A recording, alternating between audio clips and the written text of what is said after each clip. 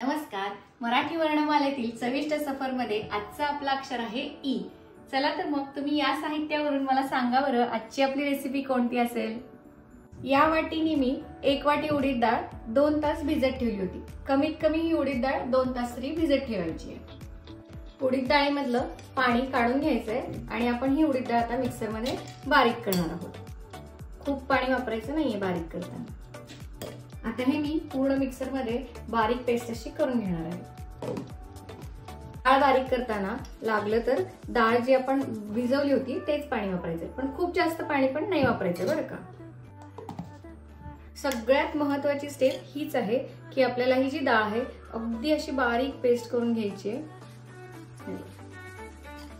बरं, 1 वाटी डाळ जी आपण घेतली होती त्याची इथे मी बारीक पेस्ट करून घेतलेली आहे, पण त्यातली मी अर्धीच पेस्ट आता घेणार आहे आणि ती व्यवस्थित आपल्याला फेटून घ्यायची आहे। एका डायरेक्शनने हे फेटायचं आहे। आता तुम्हाला कळून येईल की एक आपल्याला फेटल्यावर या डाळीचा कलर कसा होतो। खायचा कलर जर घालायचा नसेल, म्हणजे लहान मुलांना वगैरे आपल्याला खायचा कलर देत नाही आपण आर्टिफिशियल, तर त्यावेळेला कलर स्किप केला तरीही चालेल। पण जे पीठ बारीक करून घेतलं होतं डाळीचं ते आपल्याला फेटायचं आहे, पण ते फेटण्याच्या आधी आपण पाक करून घेऊया। पाकासाठी इथं मी 1 वाटी साखर घेणार आहे आणि 2 वाट्या त्यामध्ये पाणी घालायचंय।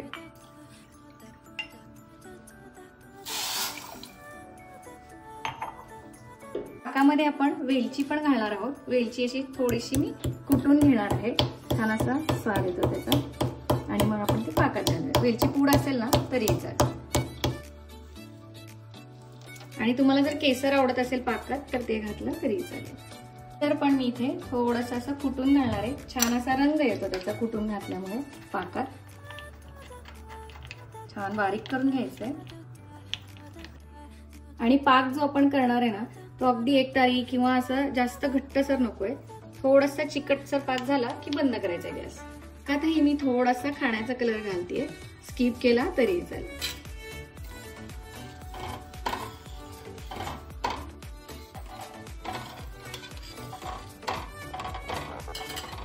आता आपण या पिठामध्ये थोडासा कलर घालूया।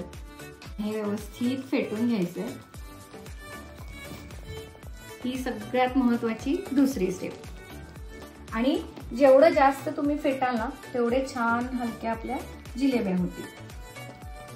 पीठ जर फेटताना तुम्हाला घट्ट वाटलं तर आपण जे डाळ भिजवताना पाणी वापरलं होतं ना त्यामध्ये अगदी 1 ते 2 चमचा घालायचे, आणि जर समजा पीठ पातळ वाटलं तर अगदी एखादा चमचा यामध्ये मैदा घालून पुन्हा फेटून घ्यायचं। जवळजवळ 10 मिनिटं मी हे फेटलेलं आहे। तुम्ही बघू शकता किती हलकं आणि छान झालेलं आहे। बरं, हे आता फेटून तयार आहे। हे कसं ओळखायचं, तर इथं मी वाटीत पाणी घेतलेलं आहे। थोडंसं हे जे पीठ आहे ते या पाण्यावर घालायचं। जर ते तरंगलं तर छान आपलं पीठ फुलून तयार आहे। छान असं पीठ आपण फेटलेलं आहे। आपण जेव्हा उडीद वडे वगैरे करतो त्यावेळेला पण उडीद वडे करताना आपण हे पीठ फेटून घेतो। उडदाची डाळ जी आपण बारीक करतो ती फेटून घेतो, त्यावेळेला पण छान फेटली आहे का नाही हे कळण्यासाठी ही ट्रिक तुम्ही नक्की वापरून बघा। हे बघा, साखर अशी छान विरघळलेली आहे। आता उकळी येऊ देऊयात आपण या पाकाला। आपण जे हे पीठ फेटून घेतलेलं आहे ते आयदर आपण ह्याच्यामध्ये भरू शकतो, जी सॉसची बॉटल वगैरे असते, किंवा आता मी इथं घरात दुधाची पिशवी असते अवेलेबल, त्यामध्ये आता हे घालणार आहे। त्याचं कोण केलेलं आहे, आपण जसा मेहंदीचा कोण असतो केलेला आहे तसा, आणि त्यामध्ये आता हे पीठ भरून घेते।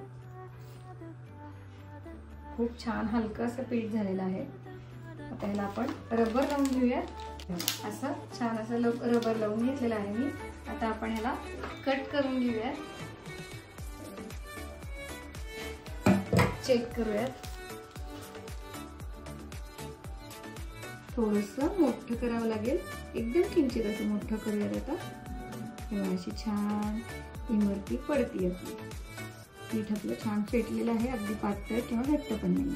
आता आपला इथे तयार आहे। आणि तेल आपल्याला पसरट भांड्यामध्येच घ्यायचं आहे, आणि खूप थोडंसं जास्त तेल घ्यायचंय, खूप कमी तेल पण नाही घ्यायचं आपल्याला। आता गॅस मी पूर्ण बारीक ठेवलेला आहे, तेल जास्त गरम करायचं नाहीये। आता आपण ही इमरती तेलावर अशी छान सोडून घेऊया। हे बघा, असे 2-3 फेरे घ्यायचे, त्यानंतर आपण आपली इमरतीची डिझाईन करून घ्यायची। तेल जर जास्त गरम असेल तर आपल्याला इमरतीची डिझाईन करता येणार नाही आणि ती लगेच अशी तळली जाईल. हे बघा, छान अशी आवडली इमरतीची डिझाईन काढता येते. अजून एकदा तुम्हाला दाखवते. छोटी मोठी तुम्हाला कशी हवी असेल, पण आधी 1 2 3 वेळे आपण छान असे खालचे करून घेऊया आणि मगच आपण यावर इमरतीची डिझाईन करणार आहोत. अजिबात सुटत नाहीये. 1 2 वेळेला चुकेल कदाचित, पण नक्की तुम्ही ही ट्राय करून बघा. प्रॅक्टिस केल्याने जमेल. खूप जास्त तेल गरम ठेवू नका. हे एकच इथं टीप आहे. हे बघा, असे एक बाजून मी आता पलटून घेतलेले आहेत. मस्त असं तळून तयार आहे. आता आपण ही इमरती काढून घेऊया. जी पहिली बॅच आपण काढली होती इमरतीची, ती पाकात थोडीशी भिजवून घेऊयात.